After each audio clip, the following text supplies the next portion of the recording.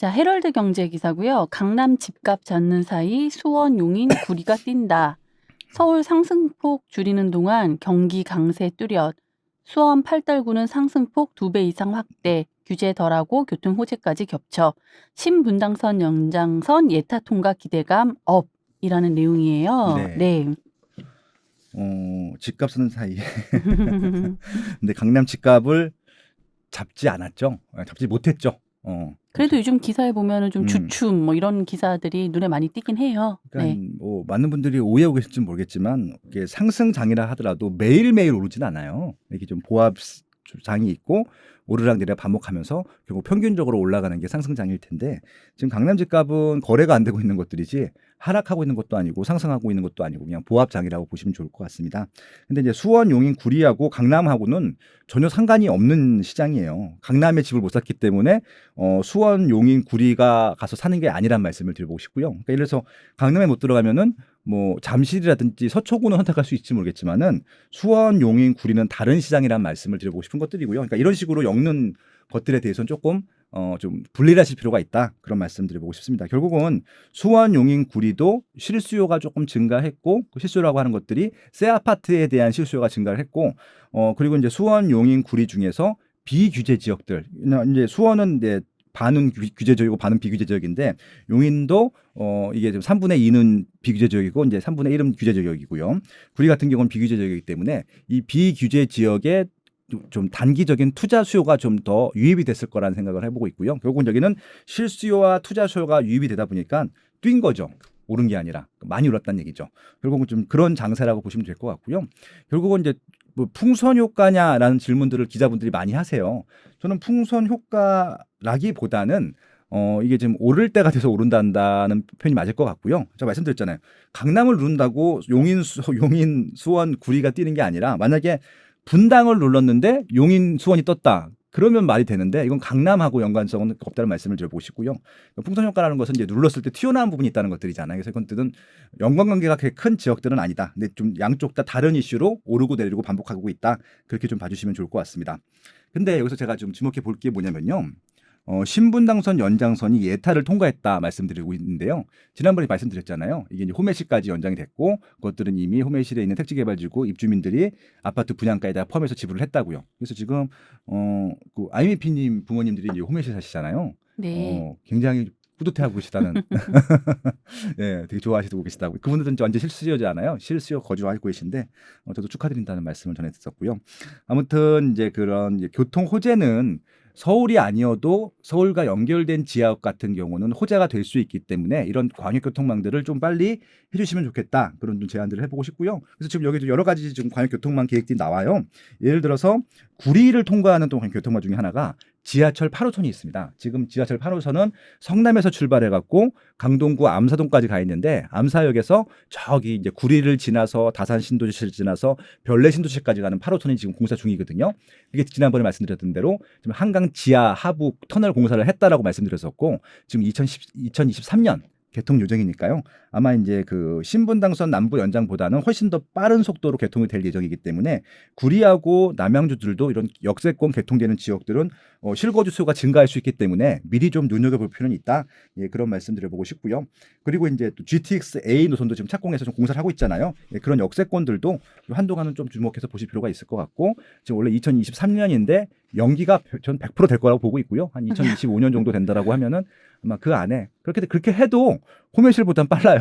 호매실 같은 경우는 2023년 착공에다 2028년 개통인가 그렇잖아요. 그래서 아무튼 이런 좀 그 착공을 시작해서 지금 공사를 하고 있고 언제 준공이 되는 노선들은 확실히 체크해 줬다가 실거주하실 분들은 거기에 맞춰서 이사 가시는 것들도 하나의 방법이 될 수 있다. 그렇게 좀 제안을 드려보고 싶습니다. 근데 대부분 지금 다 서울 이남 지역 그러니까 경기 남부 지역만 좀 이런 광역 혜택들이 보여서 그러니까 저도요. 북쪽으로도 좀 신경을 써줬으면 좋겠다. 그래서 네. 지금 아까 말씀드린 신분당선 북부 연장 예타 통과해 주시길 기대하고 있고요. 그리고 이제 GTX 지금 A는 착공이 되어 있는데 B하고 C도 좀 빨리 좀 더 착공을 쳐줄 수는 없을까 이런 좀 기대들도 해보고 있습니다. 네. 그 아까 아이미피님 그 부모님 집값 올라서 흐뭇하다고 하셨는데 개통이 돼서 뭐 집값이 오른지 모르겠는데 아무튼 네, 개통돼서 좀 개통돼서 좋아한다. 좋아하신다고. 근데 이제 착공을 해서 착공하면 음. 집값이 오를 것 같아서 흐뭇하다라는 취지로 말씀하신 거잖아요. 그렇겠죠, 100%. 그래서 저 진짜 그런 것 같아요. 집값이 네. 올라도 뭐 다른 지역은 오르는데 우리 집만 떨어지거나 안 오르면 좀 속이 상할 수는 있지만 그 그렇죠. 오른다고 제가 당장 막 그걸 팔고 현금 만들 게 아니면 음. 그냥 살고 있는 건데 네. 막 이게 막 그렇게 막 뉴스로 막 조금 오른다고 매번 나오고 막 규제가 되고 이래야 되는 일인가 그런 생각도 듭니다. 근데 또 네. 어떻게 보면 이게 정부하고 이게 언론하고 서로 이렇게 쿵짝쿵짝 그렇게 좀 보여지는 것 같기도 해요. 서로 그냥 이슈를 만들고 이슈를 기사화하고. 근데 이게 형태 이게 전형이 뭐냐면요.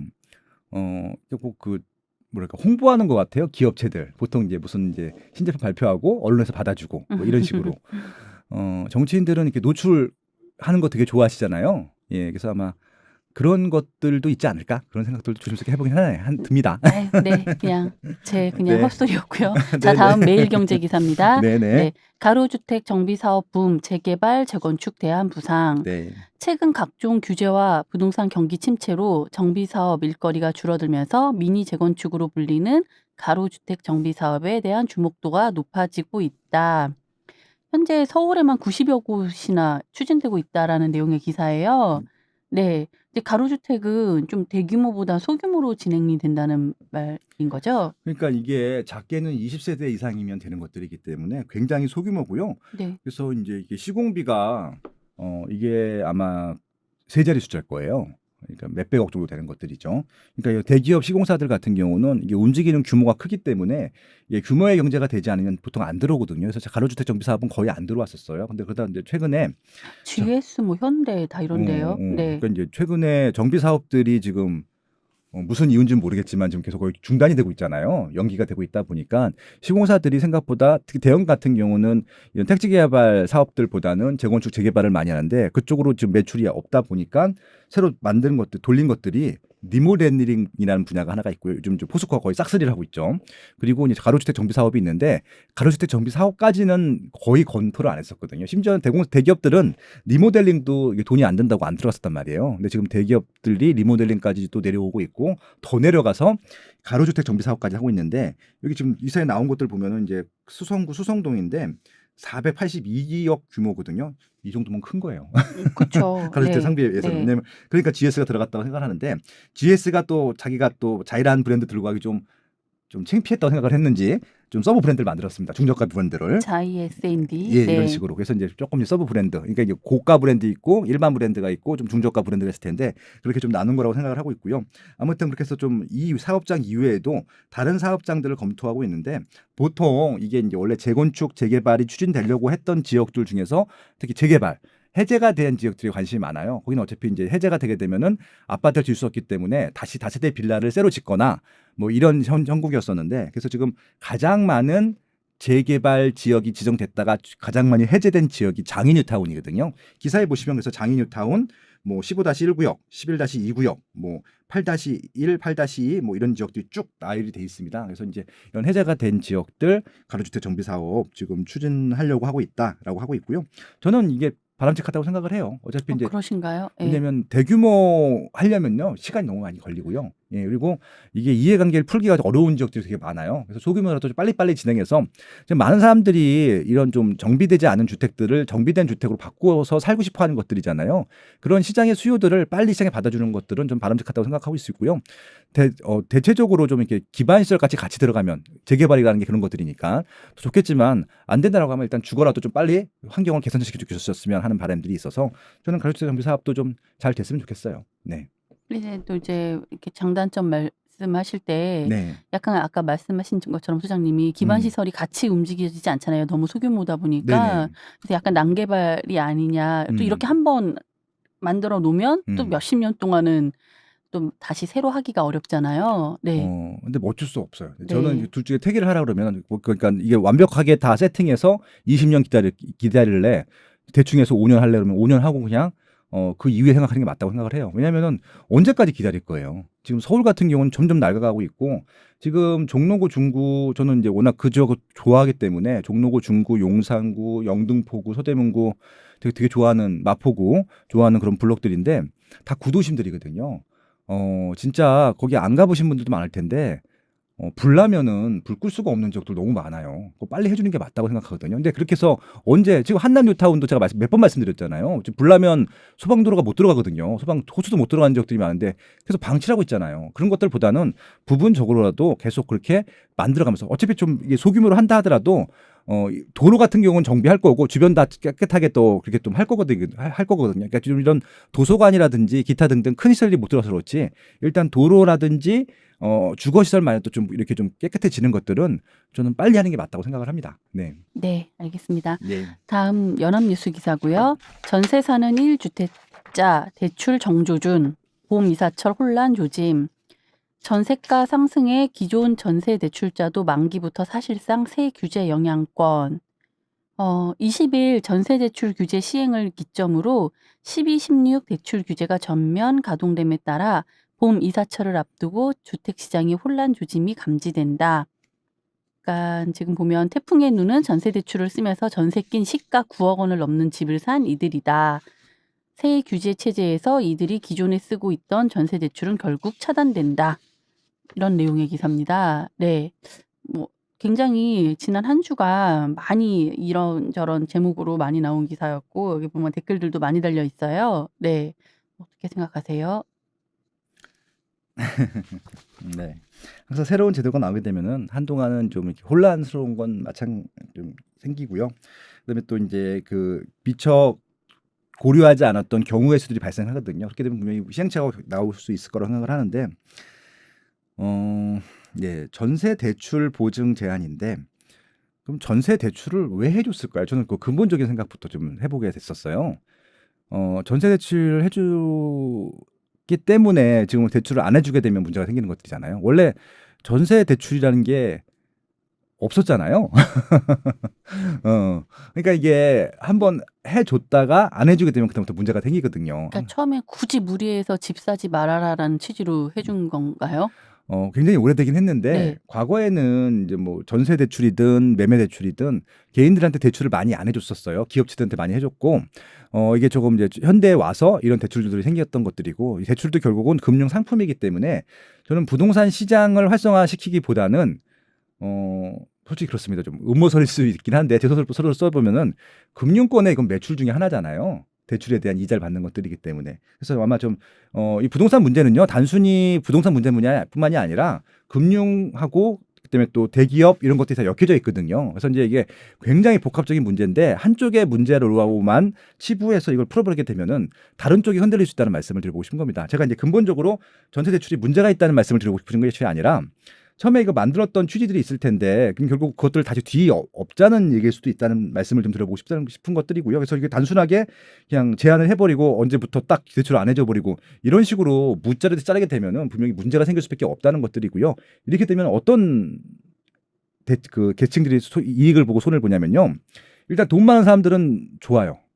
왜냐면 이제 좋은 물건 현찰 많기 때문에 남들보다 그러니까 수요가 좀 줄은 상태에서 골라 살 수 있으니까 문제가 생긴 건 100%입니다. 돈이 없는 사람들만 손해를 보는 거잖아요. 그동안 그것 때문에 그나마 양질의 입지, 양질의 주택들에서 매매든 전세든 살 수 있었을 텐데 그게 지금 끊겨버리기 때문에 그렇게 되니까 제가 늘 말씀드리지만 지금까지는 그 대출을 받을 수 있는 조건 그러니까 이게 크게 세 가지 층인 겁니다.